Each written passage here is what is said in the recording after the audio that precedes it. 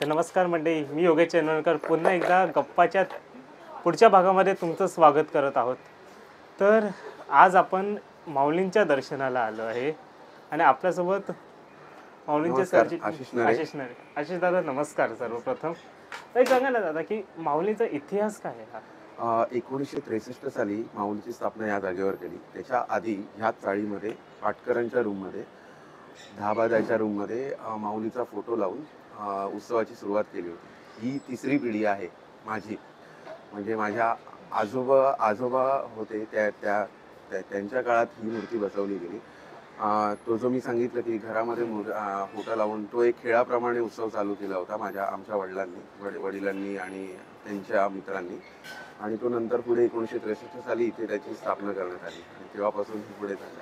हे मंडळाचं 63वं वर्ष आहे. एक सेकंद, आता हा जसं तुम्ही प्रवास बोलले, बरेच वर्ष एक आम्ही उभी माऊली बघा, म्हणजे मी ज्या वेळेला पहिल्यांदा आलेलो ना तेव्हा माऊलींची मूर्ती उभी होती. तर ही बसवण्याची संकल्पना कशी सुचली? 2019 मध्ये कोविड आला आणि प्रशासनाने 4 फुटाचं बंधन घातलं होतं. त्यावेळी मंडळाकडे मोठा एक प्रश्न पडला होता की माऊली ह्याच चेहऱ्यामध्ये माऊलीला लोकांसमोर कसं आणायचं. कारण तेव्हा जस्ट आम्ही सुरुवात केली होती ह्या नवीन मूर्तीची आणि तो चेहरा मनात बसला होता लोकांचा. तर 4 फुटामध्ये ही 6 फुटाची मूर्ती बसवायची कशी हा मोठा प्रश्न आला. आणि त्यावेळी आम्ही सगळ्यांनी ऐतिहासिक निर्णय घेतला की माऊलीला आपण बसवूया. बसल्यानंतर ती 4 फुटामध्ये सामावून जाईल आणि बसल्यानंतर तिचं रूप तुम्ही बघताच आहे. मग असं तुम्हाला म्हणजे जे जुनी लोक होते ते बोलले ना की इतके वर्ष आपण उभी देवी बघतो आणि मागे त्याच्या हे पण होतं, सिंह पण होता. ह्याच्यावरती भरपूर चर्चा झाली. जनरल बॉडीमध्ये आम्हाला भरपूर आमच्या जुन्या लोकांनी विरोध केला आणि शेवटी मग नंतर आम्ही कसं कन्व्हिन्स केलं आमच्या लोकांना की जे काय होईल ना ते आपण सगळ्यांनी सामोरे जाऊ आणि तिला बसवूया आपण. नाही पण ती थोडी अशी भीती पण नव्हती, कारण तुम्ही ज्या वेळेला तो साचा बनवतो साचा उभ्या देवीचा आता देखील उभ्या देवीचाच साचा आहे. मग कसं असतं की एक बसलेली देवी उभी करणं हे कधी सोपं आहे, पण उभी देवी बसणं त्याच्यामध्ये हे जे फोल्ड्स येतात ते करणं कठीण आहे. त्यामध्ये ना अमय कांदळगावकर, कैलासवासी अमय कांदळगावकर यांचा फार मोठा रोल होता. म्हणजे त्यांनी आम्हाला कॉन्फिडन्स दिला की आपण हे करू शकतो. विशाल दादाशी आम्ही बोललो. विशाल दादा पण म्हणाले चांगली संकल्पना आहे. आपण म्हणजे उभ्या मूर्तीमध्ये ना भरपूर चॅलेंजेस आहेत. म्हणजे आगमन झालं, विसर्जन झालं, ती 9 दिवस उभी असते, तिच्या साड्या चेंज करतात. तर भरपूरशा वेळेला ना आम्हाला असा अनुभव आला की तिच्या पायामधनं आहे ना थोडासा क्रॅक जायचा. कारण ही मूर्ती आहे नाही अतिशय नाजूक आहे, मानवी आकाराची मूर्ती आहे, तो क्रॅक जायचा. तर ते आम्ही आहे ना एक रिझन दिला आमच्या जुन्या लोकांना की ह्या रिझनमुळे आपण बसून बघूया तिला, म्हणजे अशी मूर्ती सेफ राहील. म्हणजे ने-आण करताना कुठलेही चॅलेंजेस येणार नाहीत. हे पटवून दिलं. त्यावेळी लोक कन्व्हिन्स झाली की बघूया 1 वर्ष. असं पण कोविडमध्ये छोटी मूर्ती आणायचीच होती, मग त्यापेक्षा आपलीच माऊली बसवली तर काय हरकत आहे. हा एक ऐतिहासिक निर्णय घेतला मंडळाने आणि पुढे लोकांची कशी प्रतिक्रिया होती? लोकांची म्हणजे अनबिलिव्हेबल. म्हणजे माझा स्वतःचा अनुभव मी तुम्हाला सांगतो की ज्यावेळी आम्ही विशाल दादाकडे ती बसवल्यानंतर म्हणजे मूर्ती कास्टिंग करून झाल्यानंतर फिनिशिंग करून झाल्यानंतर आम्ही विशालच्या कारखान्यात नेतो. विशालच्या कारखान्यात नेईपर्यंत ती नॉर्मल वाटत होती आणि ज्यावेळी विशाल दादांनी ती पेंट केली आणि मी जस्ट इंटर केला असं आतमध्ये आणि पाठमोरी अशी माऊली होती, तर मला जणू असं वाटलं की ना साक्षात एखादी बाई बसली आहे असा अनुभव आला मला. आणि आज बघताय की तिचं रूप बघायला अख्खा महाराष्ट्र जमा होतोय. म्हणजे आता तर असं झालं ना की आता परवा पण मी एक रील बघितली की प्रचंड गर्दी झालेली आहे. आता या वर्षीचा अनुभव फार मोठा आहे आमचा. म्हणजे गर्दी सकाळ संध्याकाळ गर्दी आहे. अगदी त्या दिवशी तुडुंब पाऊस पडत होता सॅटर्डेला आणि हे मैदान पूर्ण भरलं होतं गर्दी. लोकांचे फोन येत आहेत की आम्हाला सोडा. आगरीपाडा पोलीस स्टेशनचे साहेब आम्हाला फोन करून सांगतात की आमची फॅमिली येते, तुम्ही सोडाल का. भरपूरशा एरियातले नगरसेवक आहेत, आमदार आहेत, खासदार आहेत, त्यांच्या इथून त्यांच्या सेक्रेटरीचा फोन येतो की आमची माणसं येणार आहेत, तुम्ही सोडा त्यांना. मग आता कसं माहिती एक माऊलीला अजून एक बोलतात ना, एक हे भेटलंय की बरेच युथ पण इथे जोडले गेलेले आहेत. मग ते सगळं की म्हणजे पुढे ह्याच्या आधीही तुम्ही करतच होता, पण आता जी एक नवीन पिढी ही तुमच्या बरोबर आली आहे. नवीन पिढीचा ना हा 1-2 वर्षामध्ये फार मोठा रोल आहे, इंटरनल पण आणि एक्सटर्नल पण. म्हणजे आज तुम्ही बघत असाल की माऊलीचे फोटोज किंवा व्हिडिओज हे प्रचंड व्हायरल होत आहेत. आज सोशल मीडियामध्ये फार मोठं नाव आहे 7 रस्त्याची माऊली. त्याचं मेन रिझन आहे ना आपले सगळे फोटोग्राफर्स. ट्रॅव्हल्स फोटोग्राफी असोसिएशन जी आहे त्याचा फार मोठा रोल आहे. त्याचे सगळे फोटोग्राफर्स माझे मित्र आहेत माऊलीचे स्वतः, म्हणजे ते आज इथे परस्पर इथे सगळे असतात. म्हणजे अगदी तिचं फर्स्ट लुक शूट करण्यापासून ते अगदी विसर्जन करण्यापर्यंत अगदी 11 दिवसांची जबाबदारी ते स्वतः घेतात आणि तिचा म्हणजे स्वतःचा उत्सव म्हणून ते इथे येतात. त्यामुळे माऊली सगळीकडे आज घराघरापर्यंत पोहोचली.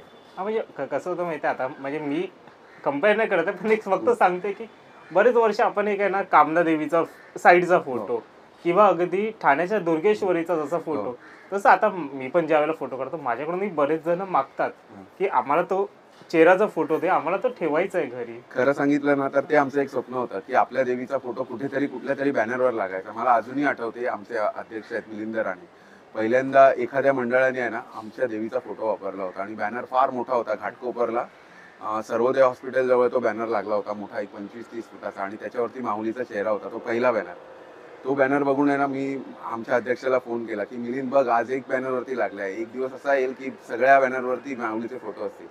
आणि आजच्या घडीला आज शिवसेना झाली, उद्धव बाळासाहेब ठाकरे गट झाला किंवा एकनाथ शिंदे गट झाला, या सगळ्या पॉलिटिकल लिडर्स आहेत, ह्यांच्या सगळ्या बॅनर्सवरती आपल्या माऊलीचे फोटो आहेत. आता अजून एक माऊलीचं एक वेगळं रूप बघायला भेटतं, ते म्हणजे कोळी रूपामध्ये ती येते.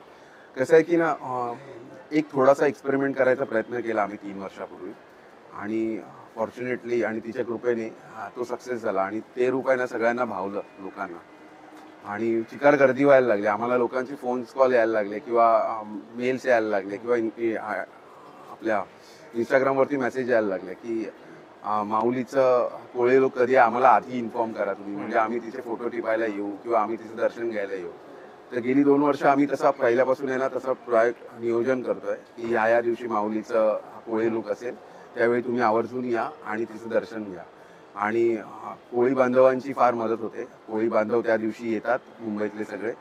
डॉक्टर सनी वालिका आहेत त्या असोसिएशनचे अध्यक्ष, ते स्वतः पूर्ण कोळी बांधवांना इथे घेऊन येतात, तिची पूजा अर्चा करतात, इथे आरती म्हणतात, ह्या मैदानात नाचतात सगळे कोळी आणि तो उत्सव साजरा करतात. म्हणजे काय तुमची कुठली टीम होती का की ते सजवण्यामध्ये त्या कोळी हा, रूपाची? त्यामध्ये सजवण्यामध्ये आहे ना, म्हणजे हे जे रूप बघताय ना माऊलीचं, हे असंच झालं नाही. ह्याच्या मागे ना फार अभ्यास आहे. म्हणजे आता दसऱ्याला विसर्जन आहे तिचं, दसऱ्याच्या दुसऱ्या दिवसापासूनच आम्ही कामाला लागतो की नेक्स्ट इयरला काय करायचंय काय करायचंय. तसेच आमचे कोळी बांधव आहेत आपल्या मित्र परिवारांमध्ये, त्यांना आम्ही विचारतो की आणखीन काय करायला लागेल की रिअलिस्टिक वाटू शकते ती, की कोळी स्वरूपातलं तिचं जे रूप आहे ते आणखीन बहरून येईल. मग त्यासाठी मग आम्ही प्रयत्न करतो. आता प्रियांशी आर्ट आहे तुमचं, प्रियांशी आर्टला गेल्या वर्षी मी स्वतः भेटलो अमित कोकाटेसोबत की कोळी 3/4 ब्लाऊज घालतात, तर आम्हाला तो ब्लाऊज करून हवा होता की 3/4 ब्लाऊज कोण करून देईल. तर प्रियांशी आर्टशी आम्ही बोललो, तिने आम्हाला कॉन्फिडन्स दिला की हे होऊ शकतं आणि तिला आम्ही संधी दिली आणि तिने खरोखर एकदम मुलाचं काम करून ते साध्य करून दिलं. आजही यावर्षी देखील तिने ब्लाऊज करून दिला आम्हाला कोळी. आता यावर्षी अजून एक वेगळं रूप बघायला भेटलं ते म्हणजे सरस्वती. ऍक्च्युली आपले सगळे जे फोटोग्राफर्स मित्र आहेत त्यामध्ये अवनीत मुंडे झाला, यशेश पटेल झाला, फराग हातीम झाला, यांनी आम्हाला एक सजेशन दिलं मंडळाला की आणखीन एखादं रूप आपण करू शकतो का. तर मी म्हटलं तुम्हीच सांगा की काय करू शकतो आपण याच्यावरती. तर त्यांनी आम्हाला सरस्वती सांगितली. सरस्वती आपण करू शकतो आणि जे जे एलिमेंट्स आहेत ना ते अवेलेबल आहेत एका दिवसात. म्हणजे तो जो निर्णय झाला ना सरस्वती करायचा, हा एका दिवसाचा निर्णय आहे. म्हणजे आदल्या दिवशी रात्री ठरलं की उद्या सरस्वती करूया आणि विदिन अ डे आम्ही ते सगळं अप्लाय केलं. त्यामध्ये अवनीत होंडेची जाम मदत मिळाली आम्हाला, यशेश पटेलची मदत मिळाली, आमचा जो शृंगार करतो रोहित गुरव, त्याचं तर मुलाचं काम आहेच, म्हणजे त्याची स्वतःचीच देवी आहे, त्यामुळे मी त्याचं नाव वारंवार घेत नाही कारण तो मंडळातलाच आमचा हे आहे, आमचा कोषाध्यक्ष आहे, तो कमर्शियल आर्टिस्ट आहे. कुठल्याही मंडळ मध्ये रिअलिस्टिकपणा येण्यामध्ये आहे ना आर्टिस्टचा फार मोठा रोल असतो आणि फॉर्च्युनेटली माऊलीच्या कृपेने आमच्याकडे ते आर्टिस्ट आहेत. म्हणजे आज रोहितचं मी तुम्हाला सांगेन की तो कमर्शियल आर्टिस्ट आहे, जेजेचा स्टुडंट आहे, त्यामुळे अगदी बारीक बारीक गोष्टींचं लक्ष त्याच्याकडे असतं. म्हणजे तिचे दागिन्यांपासून, म्हणजे मी म्हटलं मगाशी की दसऱ्याच्या दुसऱ्या दिवसापासून आम्ही लागतो कामाला. तर आता हे जे दागिने आहेत, आता तुला माहिती आहे की ही जी देवी आहे माऊली आपली, ही ट्रेंडिंगमध्ये आहे. म्हणजे हिने जे जे वस्तू वापरल्यात ना, पुढच्या वर्षी बाकीची मंडळं ते घ्यायचा प्रयत्न करतात आणि आम्हाला देखील विचारतात की हे कुठून घेतलंय, हे कुठे मिळेल. आम्ही स्पष्टपणे त्यांना सांगतो की या ठिकाणी मिळतात. जसं माहेर फॅशन झालं, तिची जी सगळी जी काय ज्वेलरीज आहेत ना, हे माहेर फॅशनकडनं आम्ही घेतो. तिच्या साड्यांचं जे वैभव आहे ते साड्यांचं वैभव काकड पैठणीकडनं आम्हाला मिळतं. म्हणजे त्यांचा पण देखील फार मोठा रोल आहे. त्यानंतर प्रकाश लहानेंचं मी नाव घेईन, विशाल शिंदे, अमय कांदळगावकर, आणि यावर्षी आमच्या माऊलीच्या ह्याच्यामध्ये आणखीन एक माणसाची ऍड झाली आहे, सुरेश शर्मा साहेब. त्यांनी यावर्षी कास्टिंग केली. माझा पुढचा प्रश्न असाच होता की दुर्दैवाने गेल्या वर्षी कांदळगावकरचं निधन झालं, तर ते एक भीती नव्हती की त्याच रूपामध्ये ती तशी येईल का? म्हणजे भलेही तो साचा असेल तुमच्या, फार मोठी भीती होती. वर्षभर आम्ही त्याच्यावरतीच अभ्यास करत होतो की आता कोण करणार. अगदी शेवटच्या घडीला मुंबईतल्या सगळ्या मूर्तिकारांना भेटायचा प्रयत्न केला, की फार नामवंत मूर्तिकारांना भेटायचा प्रयत्न केला. आज मी नाव नाही घेत त्यांचे, पण ते कुठून तरी जुळून आलं नाही. कारण जो काळ असतो ना, म्हणजे गणेशोत्सव आणि नवरात्र मधला जो टाइम असतो ना प्राईम, तो टाइम फ्रेम फक्त 15 दिवसांचा आहे. आणि आपले सगळे मूर्तिकार आहेत ना, ते सगळे बिझी असतात गणेशोत्सवामध्ये. त्यामुळे मे बी त्यांना आम्हाला एंटरटेन करायला तेवढासा टाइम मिळाला नसेल. मग त्या पद्धतीचं आर्टिस्ट किंवा त्या कॅलिबरचा आर्टिस्ट मिळणं फार मोठं चॅलेंज होतं. तर 2-3 जणांना आम्ही अप्रोच केला, पण ते जुळून आलं नाही. मग शेवटी तिच्याच कृपेने आमच्या डोक्यात सुरेश शर्मा साहेब आले आणि त्यांना आम्ही एका दिवसात कन्व्हिन्स केलं की करा तुम्ही. कारण आता हे मी भीती फक्त याच्यासाठी बोललो कारण माऊलीला अजून एक साज भेटलेला, तो तिचा सुवर्ण मुकुट असा. मला तर एक तर सगळ्यात पहिलं तर मला ती सुवर्ण मुकुटाची सांगा ना की ते कशी सुचली, कारण ह्याच्या आधी एक छोटा मुकुट होता, तो अख्खा हे करून एक नवीन बसणार काय मंडळ म्हणून आहे ना, आम्ही प्रत्येक म्हणजे आमच्याच मंडळात नाही तर सगळ्या मंडळातल्या मुलांचं आहे ना एक स्वप्न असतं की आपल्या मूर्तीला सोन्याने मडवावं किंवा सोन्याने सजवावं किंवा तिला सुवर्ण मुकुट करावा किंवा तिचे दागिने आभूषण घालत राहावे आपण वेगवेगळे. ते एक स्वप्न होतं आमचं की माऊलीला ना सुवर्ण मुकुट घालावा आणि ते मुकुट पूर्ण सुवर्ण असावं, म्हणजे अगदी नागापासून पूर्ण. त्या अनुषंगाने आम्ही एक हे चालू केलं की मुलांना सांगितलं की ज्याला जमतंय तशी मदत करा, आपण प्रत्येकाची मदत घेऊन सुवर्ण मुकुट करू. आणि सुरुवात केली. एका वर्षभरात आम्ही पैसे जमवले सगळे आणि आशिष विरकर जे आहेत भायखळ्याचे, त्यांना भेटलो आम्ही.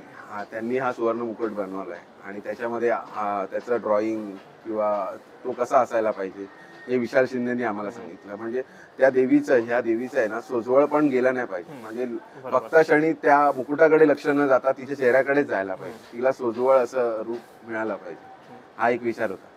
मग ज्या वेळेला ते घातलं, म्हणजे ती देवीचं असं गोलच हे चेहरा, ज्या वेळेला तो घातला तुमचं पहिलं रिॲक्शन कसं होतं त्यावेळेला? म्हणजे मी खरोखर सांगेन, आशिष विरकरनी जे काय काम केलंय ना, म्हणजे तिचं सुवर्ण मुकुट म्हणा, तो त्रिशूळ आहे तो आशिष विरकरनी केलं. नॉर्मली आशिष विरकर हात आणि पायाचे हे करतो, पंजे करतो.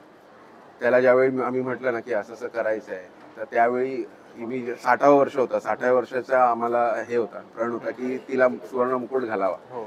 पण त्या वर्षी जमलं नाही, कारण टाइम फ्रेम होता ना तो फार कमी होता, एक हप्ता 15 दिवस होते. आणि त्यावेळी आम्ही आशिषशी बोललो आणि फायनान्स पण अवेलेबल नव्हता. मग आशिष म्हणाला आपण थोडासा टाइम का न घेऊया, आपण करायचंय तर एकदम सॉलिड दिसलं पाहिजे, असं करून केलं. आणि ज्यावेळी तो मुकुट घातला ना, म्हणजे एक मोठं चॅलेंज काय होतं की तो मुकुट बसला पाहिजे व्यवस्थित तिच्या डोक्यात. बरोबर. कारण हा बसवण्याचा आहे, म्हणजे असा फोल्डिंग वाला नाही केला आम्ही, असं सरळ बसवणार, तो फार मोठा टास्क आहे. आणि अमय कांदळगावकर आणि यावर्षी शर्माजींनी त्याच्यावरती फार काम केलं, म्हणजे ते सूट व्हायला पाहिजे, ते अलाइनमेंट जुळलं पाहिजे, तरच तो फिक्स राहतो. आणि आता बघताय तुम्ही आमचं आगमन जवळजवळ 8 ते 10 तासाचं आगमन असतं, त्याच्यानंतर विसर्जन मिरवणूक 10 ते 12 तासाची असते. त्याच्यामध्ये त्या ट्रॅव्हलिंग मध्ये ते मुकुट कुठे हल्लं नाही पाहिजे किंवा पडलं नाही पाहिजे खाली, याची काळजी घेतली त्या दोघांनी पण, अमयनी पण आणि सुरेश शर्मानी यावर्षी. आणि ज्यावेळी मी पहिल्यांदा बघितला मुकुट घातला, तो मुकुट आहे ना फॉर्च्युनेटली मीच घातला असा डोक्यात, आणि तो पहिल्याच अटेम्प्ट मध्ये एकदम फिट बसला. म्हणजे तो क्षण अजूनही माझ्या डोक्यावर, माझ्या डोळ्यात येतोय आणि अंगावरती काटा आला माझ्या आता खरोखर, की म्हणजे ते मला सांगता येत नाही शब्दामध्ये की कसं वाटलं त्यावेळेला. पण जे पण काय जो काय अनुभव आला ना, तो म्हणजे आयुष्यभर जपण्यासारखं आहे. मग आता कसं झालं माहितीये, माऊलीचं रूप आहे ना इतकं हे झालंय की बऱ्याच जण माऊलीचं प्रतिरूप ही करत आहेत. महाराष्ट्रापेक्षा आहे ना माऊलीची प्रतिकृती आहे ना जबलपूरमध्ये, MP मध्ये आणि इंदोरमध्ये जास्त कॉपी केली जाते. ते लोक आम्हाला टॅग करतात, आमच्याकडनं आयडियाज घेतात.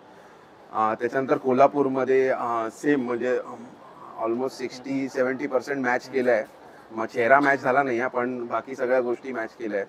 कोल्हापूरमध्ये बावड्याची माऊली म्हणून एक मंडळ आहे, ते माऊलीची प्रतिकृती आता ही जी प्रवळ बनवली आहे ना, ती पुढच्या वर्षी ते करते, असं करतात. म्हणजे गणेशोत्सवाचा ट्रेंड फॉलो करतात, ट्रेंड सेटर बनलो होता आम्ही, थोडक्यात सांगायचं झालं.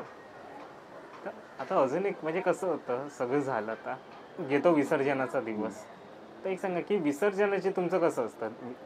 खरं सांगितलं तर आम्ही कार्यकर्ते किंवा इकडचे रहिवासी आहेत ना, तो दिवसच येऊ नये अशी आमची इच्छा असते. पण एक प्रोसेस आहे, तो फॉलो करावा लागतो आपल्याला. विसर्जन ह्याच्या आधी आहे ना, 7 रस्ता मी तुम्हाला आवर्जून सांगेल तुमच्या पॉडकास्टसारखे. जसा गणेशोत्सव लालबागमध्ये होतो, जसा गणेशोत्सव केतवाडीत होतो, जसा गिरगावात होतो, तसा नवरात्र उत्सव 7 रस्त्यामध्ये होतो. 7 रस्त्यामध्ये आज 9 मोठी मंडळ आहेत नवरात्राची. म्हणजे ही जी बाहेरची गल्ली आहे ना, ही दसऱ्याला आणि सगळ्या देवांचं विसर्जन दसऱ्याच्याच दिवशी होतं. पाय ठेवायला जागा नसते. तो सुवर्ण हे आहे ना, अनुभवायला तुम्ही या एखाद दिवशी आणि बघा ते. म्हणजे लाईनीत सगळ्या ह्या गल्लीत 5 देव असतात, बाजूच्या गल्लीमध्ये 1 देवी आहे, त्याच्या बाजूला 1 देवी आहे, अशा टोटल 9 देव्या सर्कलला लाईनीत मध्ये येतात. आणि आम्हाला म्हणजे अभिमान आहे त्या गोष्टीचा की सगळ्यात पहिली देवी आमची निघते. म्हणजे बाकीची मंडळं आम्हाला सपोर्ट करतात. जोपर्यंत ही देवी बाहेर पडत नाही ना, तोपर्यंत बाकी कुठल्याच देवा बाहेर पडत नाही विसर्जनासाठी. म्हणजे तो एक मान दिलेला आहे एरियामध्ये. आणि आज माऊलीच्या का कृपेनं का होईना, पण 7 रस्त्यात गर्दी व्हायला लागली. 7 रस्ता हे माऊलीच्या नावाने ओळखलं गेलं जात आहे. त्याचा फार आम्हाला अभिमान आहे. आता माझं पण असं झालं ना, आता आम्ही पण सकाळी येता आहे ना, कसं झालं माहितीये, ह्या साईडला म्हणजे आम्ही ट्रेनने आलो, महालक्ष्मीच्या या साईडला प्रत्यक्ष महालक्ष्मी आणि या साईडला प्रत्यक्ष माऊली, असं ते समीकरण झालंय. हो. आणि खरोखर म्हणजे हे ऐकून फार अभिमान वाटतो. आणि हे जे रूप आहे ना, ह्याच्या मागे कार्यकर्त्यांची मेहनत आहे, विशाल दादाचं पाठबळ आहे, अमय कांदळगावकरचा फार मोठा रोल आहे. तुला आणखीन एक किस्सा सांगतो. ही जी आम्ही डाय बनवली ना, अमय ह्याच्या आधी आमचे मूर्तिकार दाजी कांदळगावकर, त्याच्यानंतर प्रदीप कांदळगावकर आणि अमय कांदळगावकर, म्हणजे तिसरी पिढी. दाजी कांदळगावकरांची जी डाय होती, जुनी मूर्ती तू पाहिली असेल आमची, ती डाय पूर्ण अगदी संपुष्टात आली होती. त्यावेळी अमयनी मला म्हटलं की यार दादा, मला डाय बनवायची आहे, पण माझ्याकडे तेवढासा फायनान्स नाही आहे किंवा आर्टिस्ट नाही आहे, तर तुझ्या मदतीने किंवा तुमच्या मंडळाच्या मदतीने काय होऊ शकतं का? तर मी त्यावेळेला सांगितलं की फायनान्स आम्ही देऊ आणि जे काय पैसे लागतील ना, त्याचे पुढच्या वर्षभरामध्ये आपण मूर्तीमध्ये ते ऍडजस्ट करून घेऊ. आणि विशाल दादाशी आम्ही भेटलो. जवळजवळ 2 वर्ष 3 वर्ष आम्ही विशाल दादाच्या पाठलाग करत होतो की ही मूर्ती बनवायची आहे आपल्याला, असं असं करायचं. आणि शेवटी विशाल दादाला वेळ मिळाला आणि उभ्या मूर्तीचा साचा बनला गेला. त्यावेळी अमयला तो साचा म्हणजे आवडला नाही किंवा त्याच्या मनासारखा झाला नाही. आणि अमयनी त्या वर्षी फक्त आमचीच मूर्ती काढली त्या साच्यामधून. नेक्स्ट इयरला पण फक्त आमचीच मूर्ती काढली. मग त्यावेळी मी त्याला स्पष्ट विचारलं की बाबा, तुला आवडली आहे नाही का, किंवा तुला पसंत नाही आहे का? तर त्यांनी मला स्पष्ट सांगितलं की नाही, मला नाही, म्हणजे माझ्या मनात जसं होतं तसं नाही झालं. मग आम्ही म्हटलं की आम्ही आमच्यासाठी बनवली आहे ना, तर आम्ही ही मूर्ती आम्हीच वापरणार. जे काय पैसे असतील ते आम्ही दिले त्यांना, लीगल पेपर्स बनवून घेतले आणि तिचे कॉपीराईट्स करून घेतले. आणि ती मूर्ती म्हणजे जी डाय आहे ती आमची स्वतःची झाली. असा तो हे आहे. तिनेच बनवून घेतला ऍक्च्युली. आणि म्हणजे ह्या डाय मध्ये आहे ना, हिच्या व्यतिरिक्त कुठली दुसरी मूर्ती बनलीच नाही. म्हणजे अमयकडे आणि तुम्हाला माहिती आहे की मूर्तिकार आज ह्याच्यामध्ये कॉपी वगैरे ह्या सगळ्या भरपूर प्रकार होतात. अमय कांदळगावकर असा माणूस आहे ना, आणि एवढा प्रामाणिक माणूस होता की तिची डाय लास्ट इयर पर्यंत त्याच्या घरात होती. आणि ही गोष्ट फक्त मंडळातल्या ठराविक लोकांना आणि मला माहिती आहे आणि अमयला, बाकी कोणाला माहित नाही. की लोकांना वाटायचं की आमच्याकडे असते डाय वगैरे, पण ती डाय मंडळाची डाय अमयकडे असायची आणि त्याचा कधीच गैरफायदा घेतला नाही. म्हणजे त्यावेळेला पण त्यांनी कधी मूर्त्या काढल्या नाही त्या डायमधनं नाही. म्हणजे जेव्हा माऊलीची प्रसिद्धी वाढत गेली थोडी थोडी, त्यावेळी देखील त्यांनी कधीच तसं केलं नाही. बरोबर. एवढा प्रामाणिक माणूस होता तो. काय वेळेला ते हिरस लवकर जातात, असं झालं खरोखर. आणि ह्या वर्षी खरोखर आम्हाला त्याची उणीव वाचली की, आणि म्हणतात ना की माणूस असतो ना त्यावेळी त्याची हे कळत नाही की तो किती केपेबल आहे किंवा काय. तो जेव्हा जातो ना त्यावेळी कळतं की त्याचं काम किती महत्वाचं होतं किंवा तो माणूस किती महत्वाचा होता मंडळासाठी. बरोबर. म्हणजे एवढ्या वर्षामध्ये ना आम्हाला कधीच चॅलेंजेस आले नाही की तिचे पाय असे करायचे आहेत किंवा हात असा पाहिजे किंवा अमय त्याच्या पद्धतीने व्यवस्थित करून घ्यायचं. ह्या वर्षी आम्हाला मूर्ती बसवायलाच 10 दिवस लागले. आमचं आगमन ह्या वर्षी आम्ही प्लॅन केलं होतं 14 तारखेला, ते आम्ही आगमन पुढे ढकललं 1 हप्ता मूर्तीमुळेच. आता हे अजून एक त्याच्यामध्ये एक साज येतो, तो म्हणजे ना हाराचा, म्हणजे हाराचा जो शेलासारखा होतो तो. मी म्हटलं ना की आमचा फार अभ्यास आहे ह्या मूर्तीमागे. म्हणजे आम्ही इथेच नाही, आम्ही कोल्हापुरात जाऊन बघतो, आम्ही तुळजापुरात जाऊन बघतो, आम्ही बँगलोरला जातो. जिथे जिथे देवीचे श्रद्धास्थान आहेत किंवा जिथे देवीचं वास्तव्य जास्त आहे अशा ठिकाणी जाऊन आहे ना आम्ही अभ्यास करतो. म्हणजे तिचे जे दागिने आहेत किंवा तिला आणखीन काय चांगलं, आणि हे करताना आमचं मेन लक्ष असतं की तिचा सोजवळपणा जायला नाही पाहिजे. बरोबर. म्हणजे जे बेसिक गोष्टी आहेत की लोकांना वाटलं पाहिजे की ती आपल्यातलीच आहे. त्या अनुषंगाने आम्ही तेही बघतो. आणि तुम्ही बघितलं असेल की साऊथ इंडियन जे देव असतात त्यांना तसे हार हो. हे केले जातात. त्या तिथून आम्ही ती आयडिया घेतली. म्हणजे जिथे जिथे जे काही चांगलं भेटतं ते आपण ते माऊलीसाठी उचलतो. करू. हो, हा, उचलतो. असं. म्हणजे अगदी दागिना पण या Pinterest वरती फोटो बघितला ना की हे चांगलं वाटेल किंवा हे आता हे जे बनलंय ना मागे जी प्रभावळ बनली किंवा जे आसन बनलंय हे गेल्या वर्षी आम्ही ठरवलं होतं की गेल्या वर्षी म्हणजे उत्सव झाल्याच 2 दिवसात आम्ही ठरवलं की पुढच्या वर्षी आहे ना आपण दगडी आसन करायचं, पाषाणाचं रूप द्यायचं. हे आधीच ठरलं होतं 1 वर्ष आधी. म्हणजे जे काही प्लॅनिंग आहे ना हे वर्ष 6 महिने आधीच आमचं ठरलेलं असतं की यावर्षी हे करायचं आहे, यावर्षी हे करायचं आहे किंवा हे दागिने करायचे आहेत. तर डेकोरेशनचं बोलू, मग डेकोरेशन कोण करते? डेकोरेशन यावर्षी आमच्यातल्याच एकाने केलंय, साई म्हणून आमचे हा उत्सव समितीचे सेक्रेटरी आहेत. त्यांचा स्वतःचा बिझनेस आहे लाईट्स आणखीन ह्याचा. तर त्यांनीच हे उभं केलंय पूर्ण डेकोरेशन. साई मुद्रस म्हणून त्यांचं नाव आहे. ठीक आहे दादा, धन्यवाद तुम्ही नमस्कार. आम्हाला वेळ दिला. सातरस्याची माऊली परिवाराकडनं तुमचं खूप खूप आभारी आहे. तू तर आमच्या मंडळाचा परिवारच आहेस, म्हणजे परिवारातला एक सदस्य आहेस नाही म्हटलं तरी.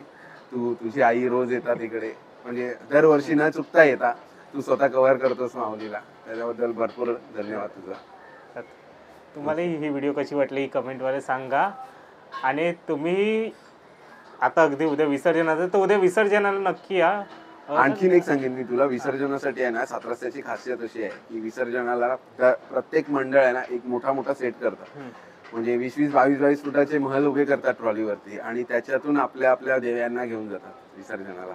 मग साधारण एक लोकांना आता यायचं असेल विसर्जनाला, तर तुम्ही टाइम काय सांगा? टाइम फ्रेम आहे ना तुम्ही 7 वाजता पकडा. म्हणजे पीक अवर आहे ना 7चा पकडा. माऊली 7 वाजता त्या ह्या गल्लीतनं बाहेर पडते. इथून कितीला निघेल? इथून आम्ही देवी इथे 4 वाजता बाहेर काढतो. ओके. 4 ते 6 पर्यंत इथेच असते. तासाभरात आम्ही गल्लीच्या बाहेर पोहोचतो. आणि चौपाटीला साधारण चौपाटीला 3:30-4 वाजता पहाटे. पहाटे. ठीक आहे, धन्यवाद दादा. धन्यवाद. इतकं बोलून मीही आपली रजा घेतो. जय हिंद, जय महाराष्ट्र.